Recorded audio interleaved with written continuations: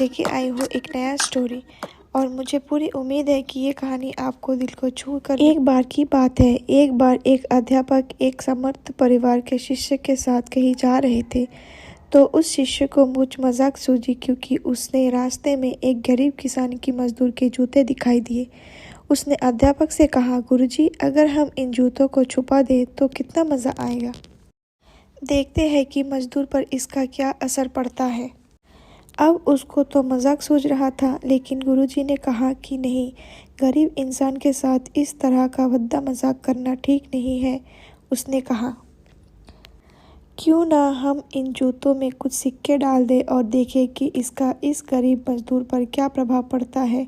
उन्होंने ऐसा ही किया। जैसे ही मजदूर अपना काम करके लौटा और उसने एक पाँव अपने जूते में डाला तो उसको कुछ कठोर सा महसूस हुआ। उसने अंदर हाथ डाला तो उसको कुछ सिक्के दिखाई दिए। वह थोड़ा आश्चर्य में पड़ गया। आसपास किसी को देखा तो कोई भी दिखाई नहीं दिए। वापस उसने दूसरे पैर पर अपने जूते डाले और वापस उसको उसमें कुछ सिक्के दिखाई दिए।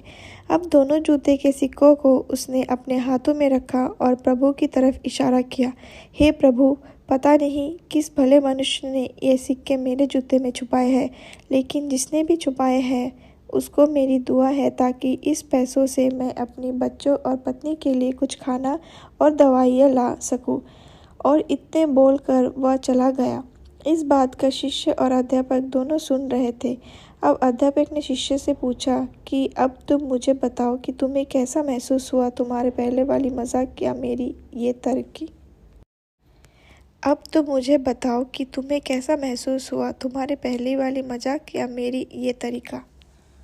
तो उसने कहा कि गुरुजी, मैं आपसे क्षमा चाहता हूँ। अब मुझे समझ आ गया है कि सच्ची खुशी किस चीज़ में है। जब हम किसी की मजाक उड़ाते हैं तो हमें कुछ पल का आनंद मिलता है, लेकिन इससे हम बद्दुआ मिलती है। लेकिन अगर हम किसी की मुश्किल परिस्थितियों में मदद करते हैं और जिसके भी हम मदद करते हैं उसकी भी नहीं पता कि हमने उसकी मदद की है, लेकिन अंदर ही अंदर हमें पता है कि हमने उस इंसान की मदद की है। यही सच्ची खुशी है, जब हम दूसरों को खुशी। इस तरह खुशी बांटते रहिए, लोगों की मदद करते रहिए और दान करते रहिए जिसके भी आप काबिल हो। जितना भी आपसे बन पड़े दान करें, लेकिन दान ज़रूर करें। इसका मतलब यह नहीं है कि आपको कंपलसरी या अनिवार्य रूप से इतने रुपए दान करने ही चाहिए, क्योंकि हर किसी की ज़रूरत अलग अलग हो सकती है। अगर आप किसी को पैसे का दान नहीं कर सकते हैं तो कम से कम चीज़ों का दान तो कर सकते हैं। मुझे पूरी उम्मीद है कि ये कहानी आपको बहुत अच्छी लगी।